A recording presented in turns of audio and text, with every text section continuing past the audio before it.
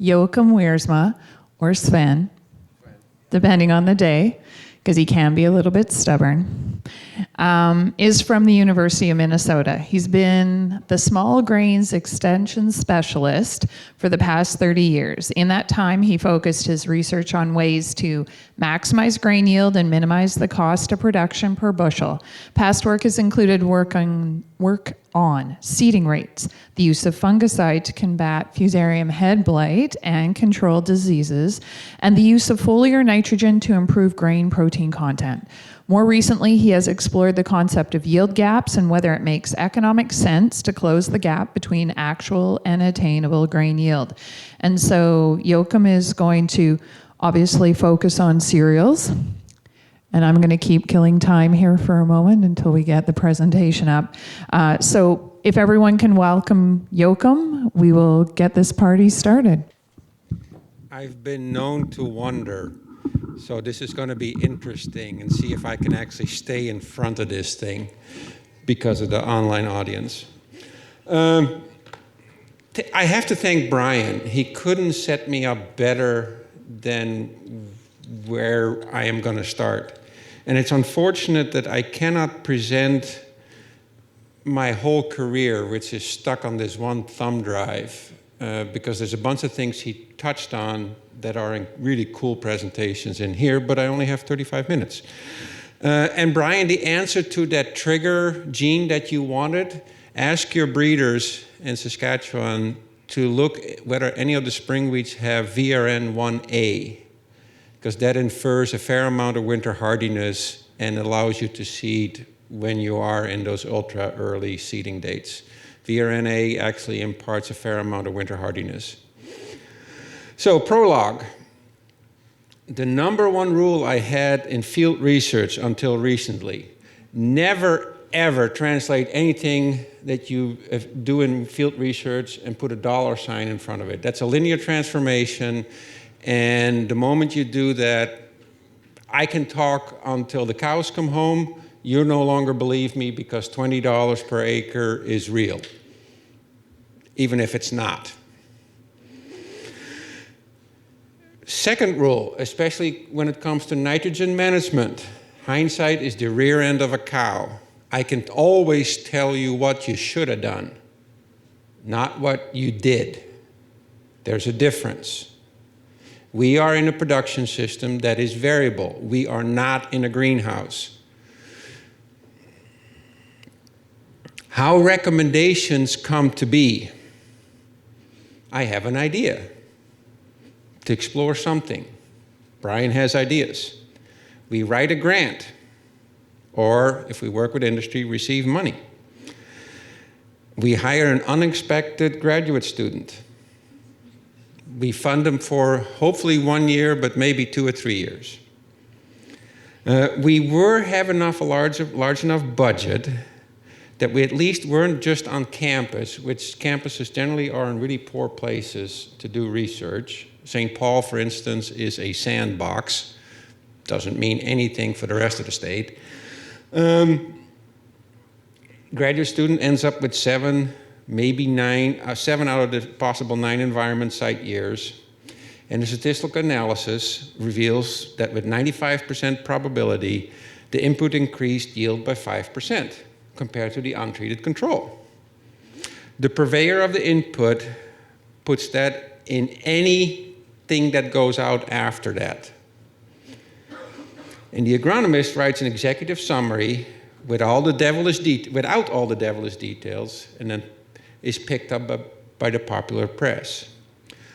What is the one thing that people do not understand or don't want to understand about what this research was and is, and what its limitations are?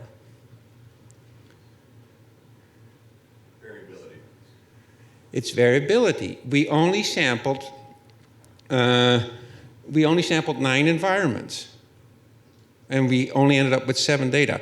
And it's the confines of the experiment itself that said if you have similar conditions When you do the experiment again, you have a 95% probability, if you do exactly the same experiment, that you get a significant response, not the same response. There's the huge difference there. Okay. Like I said, not all bell shapes ring the same. In a greenhouse, we generally have very little variability. So you do an experiment once or twice, you have a pretty good chance that it can repeat.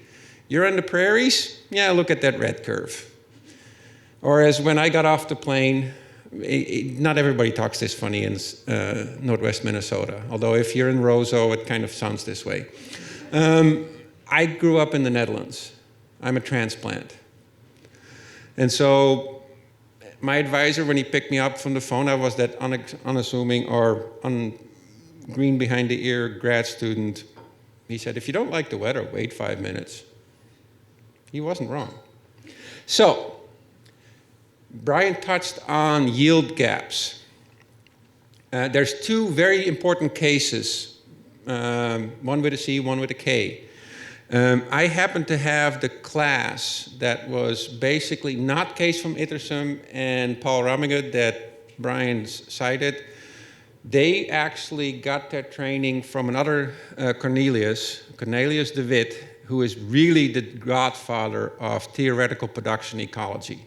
That's where these ideas of absolute yield come from. I had to calculate it for winter wheat in the Netherlands. And it was, at the time, with the harvest indexes that we had, with the CO2 concentrations that we have, with the average amount of solar radiation, 10 tons per hectare. Dad did it the next year on the farm. You go like, oh, okay. So we now and then tickle 100%. What is the one adjective with an A that is missing in all this?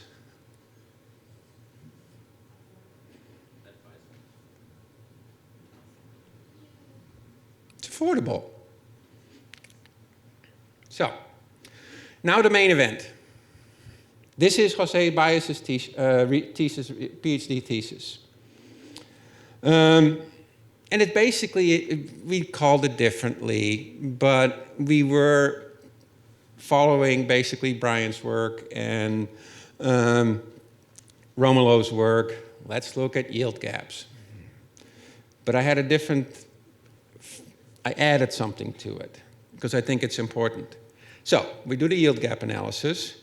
We also look at quality, because the quality gurus will say that all those high-yielding wheat varieties are miserable for quality. Well, if you have them all in the same trial with the same amount of nitrogen, yes, they're going to be different. They're going to have lower protein. And then finally, we're going to add a completely new dimension to ag research. We're going to introduce probability, no longer a linear transformation into dollars. We're going to add probability on the economic side. And we do that, economists do this all the time with Monte Carlo simulations. So, management levels. Obviously an untreated control, low, medium, and high. Early fungicide, medium fungicide, the whole thing, premium products. So basically, kitchen sink versus nothing. Nice contrast, right? And we picked 4 different varieties. High yielding, low protein, middle of the road, high quality variety. You may have heard of it, Glen. It's basically my low yield check in our trials. And a commercial variety because the growers funded this, and this was the highest of the most grown variety at the time in North Dakota. Valda, miserable grain quality, baking quality. The other 3 are pretty good. Bunch of trials. I hosted one in Crookston, east to west, 14 environments in total. Agronomic results, and I'm not going to go into all of it because I'd be here a while. Let's look at the interactions. You stick the nitrogen to it, I get more yield. Whoop-de-doo. I get more protein. Whoop-de-doo. Nothing rocket nothing that is earth-shattering there. I improved. We had very little disease over the years. We had one location where we had stripe rust, 2 locations where we had some fusarium head blight. But, as we would expect. And we can stick nitrogen to it longer and get increases in protein. Okay, when you do the economic analysis, and we'll come back to that later, this is the disease with the stripe rust and Hedinger. This is the fusarium head blight. Every single of those individual trials separately would confer those results. There's nothing earth-shaking here. There's no synergy effects. You can look at each of those individual input trials and get a pretty good idea of what you can expect. They're all additive in many ways. Okay, little step back. How much nitrogen did we need? Okay, these are corn rates, right? You want to do spring wheat, you need in that 220 for us. By the time you get to 80 plus bushels to 100 bushels, you're in that 6+ tons. You need that much nitrogen. Duh. It's a lot of nitrogen. It's scary. Now the quality. And this is why I wanted to do this trial. All the other stuff was old hat as far as I was concerned. The argument has always been we need those ND Frobergs, these Glens in the world, because they make us spring wheat or Canadian Western Red Spring, make us the premium product in the market. We don't want to have these dogs for quality. The Canadian, the wheat board, if it didn't look, feel, taste like good old Thatcher, it wasn't going to get to the release committee. You would never have a chance to grow it. Glenn at the time was almost like cursing in church. Faller, you're a devil worshiper. Seriously, that's how people looked at wheat quality. Well, if we know that if you stick more nitrogen to it, that grain protein automatically is going to come up, and it doesn't going to plateau when yield plateaus. It plateaus way later. What does that do to end-use quality? These are very, very small, and I apologize for that. But look at the big red line across all 4 graphs.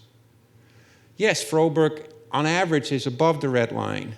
Glenn is mostly above the red line. Faller is middle.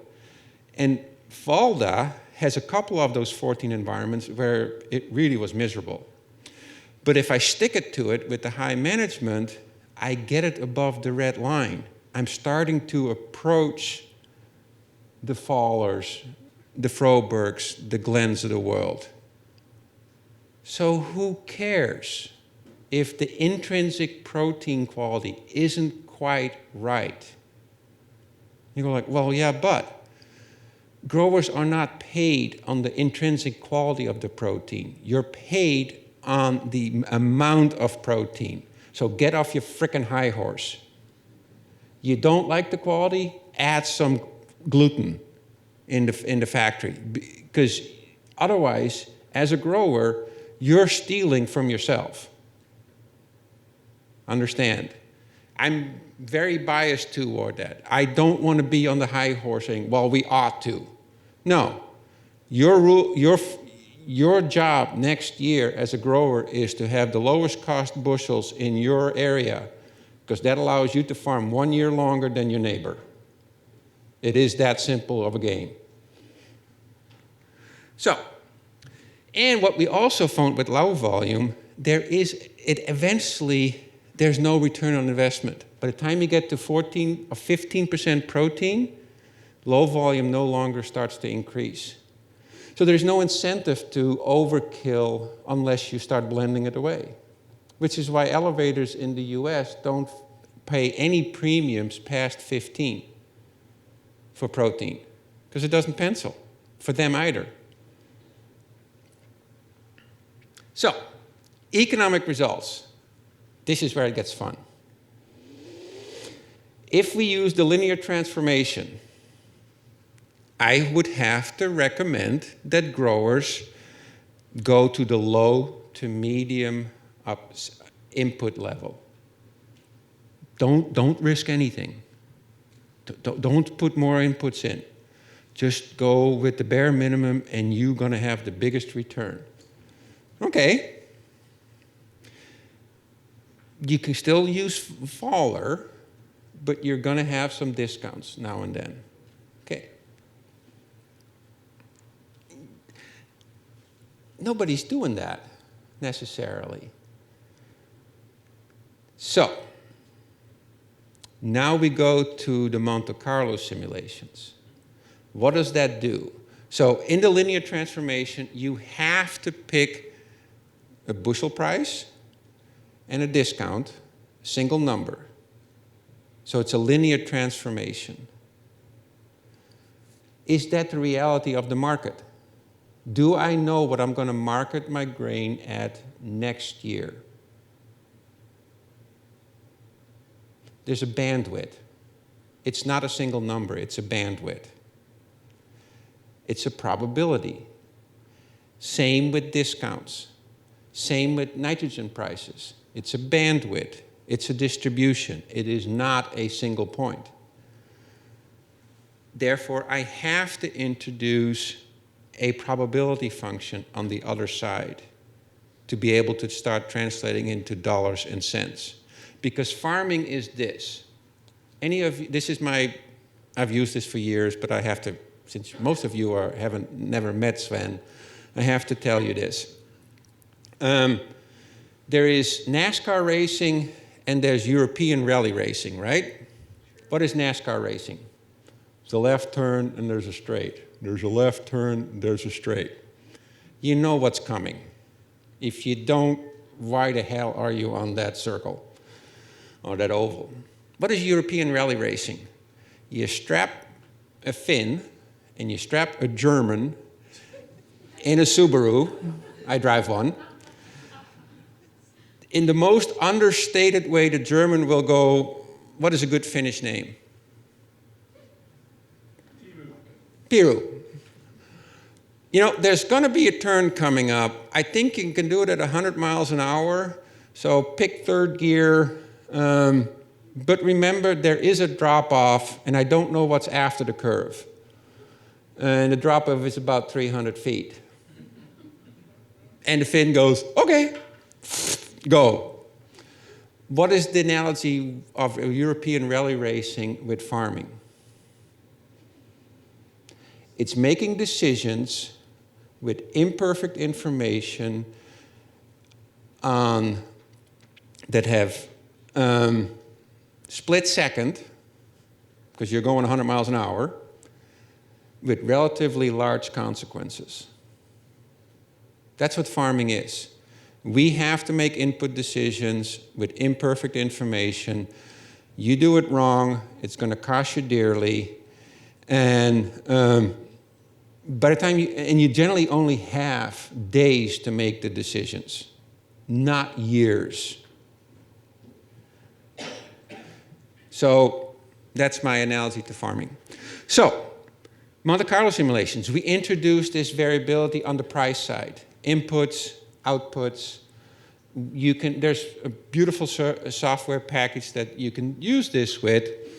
And you can even build in that if prices, high yields is always means a little bit lower grain protein. You can add that in, all these constraints. When you do that, all of a sudden the high input looks the best. So high inputs with Fowler had, on average, the highest return per acre. I'm managing risk. I'm sticking it to the crop. I'm willing to invest that other 40 pounds of nitrogen because I'm trying to manage production risk. Medium Fowler right behind it, and then Valda all of a sudden shows up. I don't see Glenn showing up anywhere, or Froberg. And this is what growers are doing. Now, what is the most predictive? In other words, what part of this variability is explained by each of the variables. This is called a sensitivity analysis. Variety is by far the biggest driver. Price of the wheat is the biggest driver of all those things. It's about the bushels, guys, period. It's plain and simple. Stick it to it. And this is what the probabilities of return are, and you can see skewness. So these are difficult to interpret, but you see that peak ever so slightly moving towards the right. And you see actually the tails kind of narrow. That's what farming is. When we can narrow those tails and we can move the mean ever so slightly away towards the higher end. Is there years where an individual grower on an individual field will lose his or her shirt? Yes. This is a commodity system. 20% make money, 60% break even, and 20% for whatever reason will lose their shirt. That's how this system ought to work, because that means the economics of how everything works. It's a commodity system. If it isn't, you're not a farmer. Pot would not be in a commodity system. It's a closed market. Different ball game. You're not in that ball game. So, all the obvious conclusions. Linear increase in grain yield, linear increase in grain protein, linear increase in end-use quality up to about 15%. High-yielding varieties benefited more from the additional inputs. Economics, with the intensive management, you see a better return year out, year in. And then finally, in the yield gap analysis, if I translate it to Brian, back to Brian, more often than not, we can go to the affordable on the high end. So, this is the question I have for you. This was a brain fart literally that I had to do these Monte Carlo simulations. And when Jose did the literature study, he goes, "There's nothing in the literature." Yeah, that's the way you're doing it. What do you think it adds? The papers are in review, and I'm really worried that they're going to get hacked. Brian, you're not reviewing one of them, are you? But I wanted to introduce this concept of indeed dollars per acre and probabilities, and this is the only way I could think of. Do you think it adds something? Oh, come on. You've had coffee. Learning is a full contact sport. Throw it to me. You think I'm in the, we're onto something here. Don, what do you think? I'm going to stick you to it now, sorry. I really like this concept, and I think that one of the other factors to consider is on your curves there, it's the risk of catastrophic. Sorry. I like the overall concept a lot, and especially the probability distributions for profit and loss. And I think that one of the factors that needs to be considered is that left-hand side of those probabilities. What's the risk of catastrophic failure? And I think that if you're really leaning out in terms of financial investment in that crop when you have a crop failure, can your farm handle that left-hand edge of the curve? And so I think that probability distribution idea goes along with the economics very nicely. That's my own opinion. Thank you, Don. The other way to translate that is sometimes you have to spend money to lose less. That's always a very popular statement when I make it. No questions, no comments? I'm very happy to see Monte Carlo. Mario. The online audience would like to hear your question. Thank you. It's great to see the Monte Carlo. It was really hot when I was a graduate student, like 35 years ago. Yep. And it disappeared. And so it was great to see it again. I'm not quite sure why it disappeared. I guess other mathematical things have come in. But Monte Carlo is only as good as the description of the variability and the probability functions and so forth. Yeah. How do you set those? So we took, and this is different from how economists do it. So economists take a data set from a census, look at the variability within that, and create their probability functions. Basically, you need to know the mean, and you need to know the standard deviation, pretty much. So we did that. We did historical price discovery. We took 10 years of commodity prices, 10 years of discounts, 10 years of nitrogen prices, 10 years to get those probability functions. Okay? What we did differently was take the field data and the variability across those 14 site years with all the failures and all the highs and all the lows. That became our probability function on the case of yield and protein and etc. Cost for nitrogen, the cost for fungicides, we used a little bit fewer years, but those are all the probability functions that went into it. And then we created dependencies for the inverse relationship between yield and protein, so that when you have super high yields, you automatically would have lower protein, and so you'd end up with discounts. So that was the added, and when he did this, and he took the class initially in Ag Econ, all the Ag Econ students were like, where did you get that data? And he goes, I've been all of North Dakota for the last 3 years doing it. Because they were just relishing that we actually brought actual data. No, it's not made up stuff, unless he made up the data as he was going. No, he didn't. We have a question from our online audience. Do the Monte Carlo results support the concept of identity-preserved spring wheat sourcing? Absolutely not. They have nothing to do with it. Identity preserved is market segmentation. It has nothing to do with what we did here.